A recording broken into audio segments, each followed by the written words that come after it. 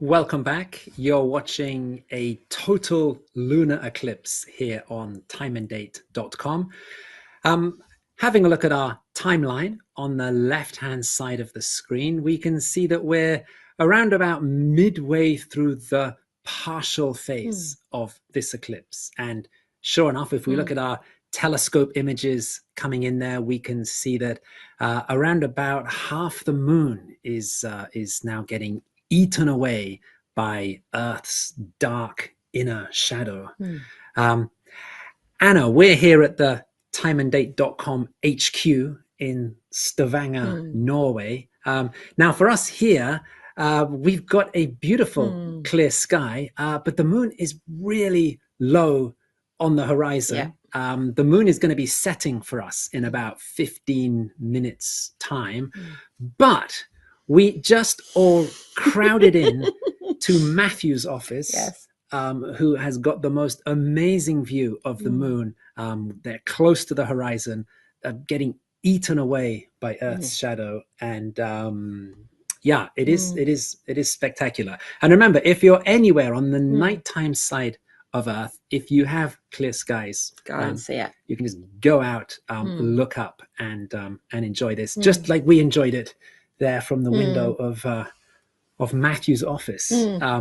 Yeah, we should say that Matthew Gunderson, he is one of our moderators tonight on our YouTube chat. He's there. He's doing a great job along with our in-house astrophysicist, Dr. Renata Molenhoes. Well done. Yeah, they're looking after the chat there on YouTube. So we've had some beautiful images here on screen, and we are getting three very different views of this eclipse from our three different locations. We can kind of see that looks like the moon's shadow is coming in from different angles across the moon. People are wondering, what's going on there? And this is where I try to explain it, but I do know how to explain it. So we're looking at images here from the USA. We've got from Charlotte. There, the moon's shadow is eating from the lower left side. You usually say the 7 o'clock position or something like that. Yeah, it's like the 7 o'clock position. Yeah. And that is actually what it looks like. If they go outside, look up at the sky, they are outside. If they look up from the screen, up on the sky, they will see the Earth's shadow eating across the moon from that direction. But in Santa Rosa, USA, where we've got John Williams, he's got his telescope has actually flipped the images, and some telescopes do that. You can adjust for it if you like, but it doesn't really matter. And so the shadow looks like it's coming from the top. If he looks up at the sky, the shadow will be coming from the bottom. And we did have some images from Santiago, and the shadow was coming from the opposite side, and that is because they're in the southern hemisphere, and it's almost like you can flip your view of the moon then. So that's also coming from the correct side if Thomas was looking up at the sky and looking at the moon. So yeah. Absolutely, yeah, and we can also point out that we've got slightly different exposure settings there. So, yeah, the image there from John in Santa Rosa, it's a much more exposed image. So it's really showing us clearly the edge of Earth's dark shadow there on the moon. Yeah, a slightly kind of fuzzier looking edge to the shadow on the image from Charlotte. So yeah, we're looking at yeah, we're getting three very different views of tonight's eclipse. We are heading towards totality. That's when the moon gets completely covered by Earth's darker inner shadow. That's coming up in about 40 minutes. That's when we really see the moon start to take on this this reddish tint. Of course, the big question is, why does it turn red? And well, we're going to talk to someone who can explain that. The person who is sending us that beautiful image from Santa Rosa. This is John Williams. He's had a pretty dramatic evening already with a last minute relocation for clear skies. He's battling strong winds there in Santa Rosa, so we can actually see there is that little kind of little bit of shake in his image. That's because the wind is playing with the telescope there. But yeah, we are going to have a chat with John. He's a web developer for the National Solar Observatory. He's also an award-winning science writer and outreach specialist. And John is going to join us now. Oh, there he is in the dark. Hey, there he is. John, you're having quite an evening. How are things going there in Santa Rosa? You know, this is, I've never been here before. This is right on what they call historic Route 66, about an hour and a half from where I live in Santa Fe, New Mexico. So the wind is picking up. There's a big storm system coming in. That's why I left Santa Fe. And, you know, the temperature is about freezing, and it feels good, though, because I'm seeing the moon. Exactly. And at some point, this moon is going to turn red. We're looking at your images right now on the big screen. And what I really like about it being exposed the way it is, that I'm hoping that it's going to turn really red, because you're exposing for the light side of the moon. So I'm super excited about that. But we've got a great shot of you on our live page on timeanddate.live, where you're showing a group of kids a telescope and how to use it. And how do you explain when you're doing outreach work why the moon turns red? You know, it's all about the atmosphere. There's this effect called the Rayleigh effect, where blue light is absorbed by the atmosphere or reflected and scattered.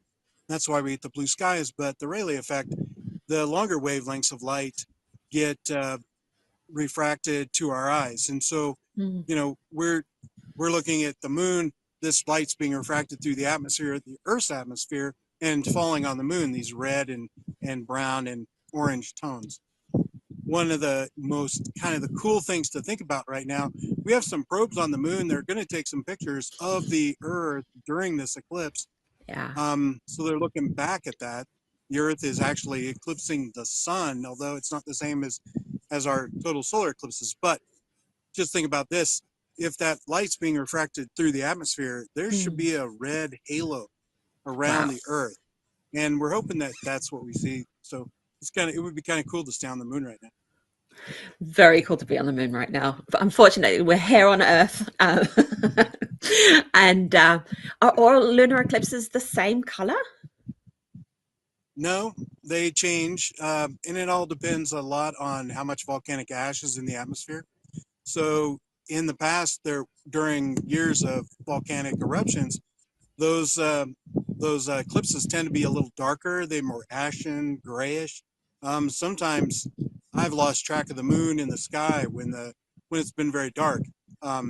It's easy to find. It doesn't completely disappear.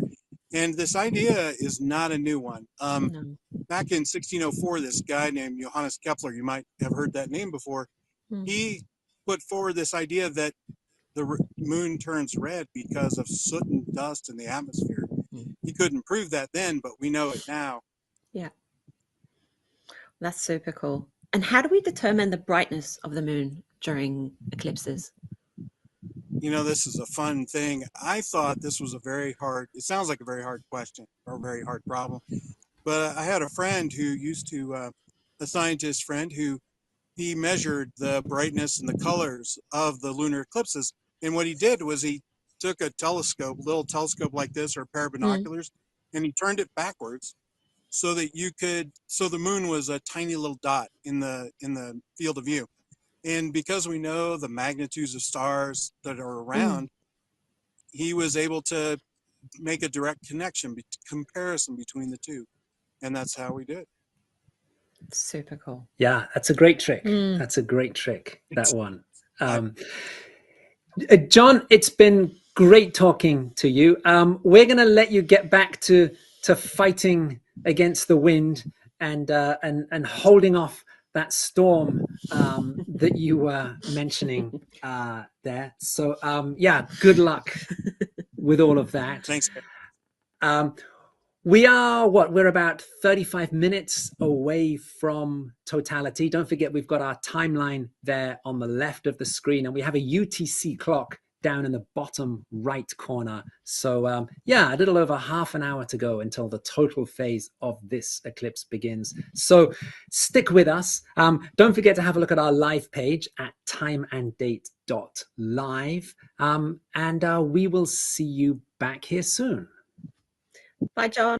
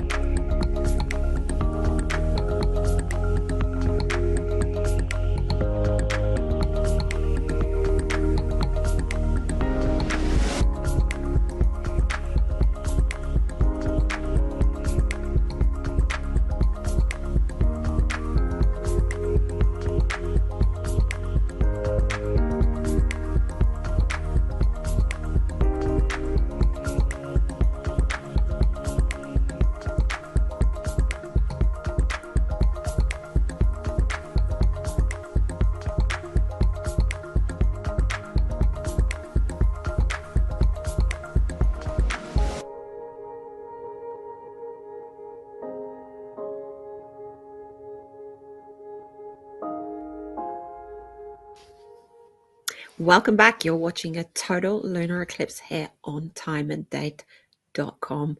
We're about 15 minutes out of totality, and wow, look at the moon from Santiago, Chile. It just looks amazing, and like, you know, doesn't look like a normal full moon at all at the moment.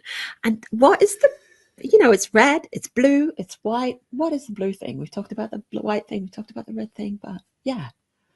Yeah, right. So here on our feed from Santiago, at the border between that light white side of the moon and that sort of darker redder side of the moon, we can see this kind of bluish tinge, and this is something that's sometimes called the turquoise band. Okay. As John was explaining in the interview that we did earlier, as light passes through Earth's atmosphere, it becomes reddish. So Earth's shadow in space has this the inner part of the shadow has this reddish tint to it, but the edge of Earth's shadow, the outer part of Earth's shadow, that's the ozone layer. Light passing through there actually takes on a bluish or kind of a turquoise-ish tinge. So what we're looking at, or what we were really getting a very good view of there in the Santiago feed, was that actually, the Earth's dark reddish shadow actually has this sort of light bluish outline. It's normally very difficult to see. We're actually getting a wonderful look at it here on this feed. And if you are out looking at the moon, it generally becomes more visible closer to totality. That's when that sort of light side of the moon gets smaller and smaller. That gives us kind of more of an opportunity to see it with the naked eye, but it is difficult to see, and we are getting a fantastic view of it here from Santiago. Yeah, and I think it's the best view we've had of it through our 8 years of live streaming. I would agree with that. Absolutely. It's just spectacular. It looks like another planet. It really does. Yeah. Well, this is the first total lunar eclipse in 2.5 years, and we're excited because I don't know, I can't decide what I like the most: solar eclipses, lunar eclipses, but they're all so special. And over the next 12 months, we're gonna, and if we're including tonight, we're gonna have 3 lunar eclipses, and it's been a while, and that's why I'm so excited. What's going on, Graham? Yeah, that's right. As you say, 3 totalities starting in about 10 minutes, 3 totalities in the space of 12 months. It is interesting that there are these sort of rhythms and patterns to eclipses. So tonight we have just over an hour of totality coming up. In 6 months' time, on September 7th and 8th, we're going to have another total lunar eclipse. That's going to give us an hour and 22 minutes of totality. And then after that, next year, on March 2nd and 3rd, we're going to have a total lunar eclipse with about 58 minutes of totality. So 3 total lunar eclipses, but during the same period, we're not going to have any total solar eclipses. No. So the next total solar eclipse, that's not until August next year. So we do see these kind of shifting patterns in eclipses. And at the moment, the way that the Earth, the moon, and the sun are aligning, it's really favoring lunar eclipses over solar eclipses. We should also say that it's almost a year since the last total solar eclipse. That was on April 8th, 2024. Anna, that's when you and I were in Llano, Texas, for that one. So tonight we are ending this 2.5 year period with no total lunar eclipses, but we are in the middle of a 2.5 year period with no total solar eclipses. That's a nice pattern. And totality is about to begin. I think we're like 10 minutes out. Yeah, we can really see them. The moon is the dark side of the moon is really starting to take on that reddish tinge. Still seeing that sort of beautiful bluish fringe to the dark shadow there as well. Wow. And I had a disappointing peek out the window before we came back in, and our moon has gone under the horizon. Alas, it's over for us here in Norway. So I'm very happy that I can see it here on the screen. We're going to be back soon. Take a look at timeanddate.live for more info, and don't forget to subscribe to our YouTube channel so you don't miss out on our next lunar eclipse.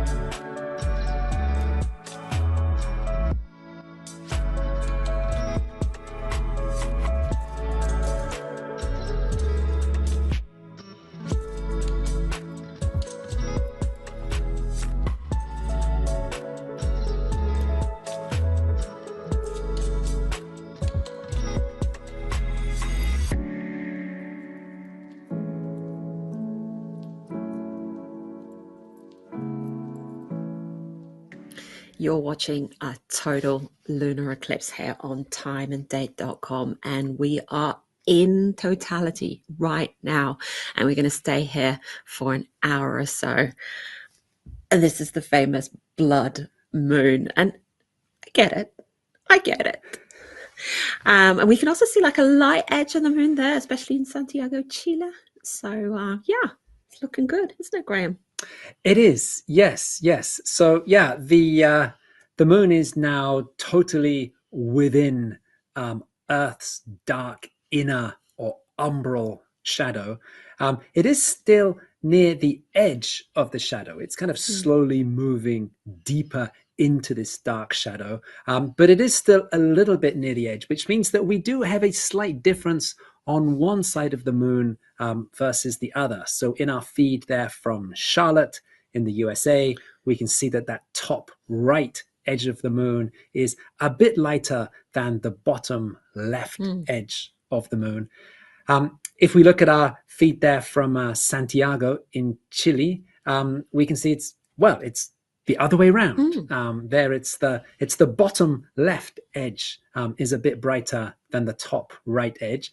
Of course, this leads to the question that we often get asked. Why do we have this difference between these images? It's a really good question. The first thing we have to say, Anna, is that we are all looking up at the same moon. We are looking at the same event happening at the same time. This is not like a solar eclipse. At a solar eclipse, there we have the moon's shadow is sweeping across the Earth. So different observers in different places see the eclipse happening at different times.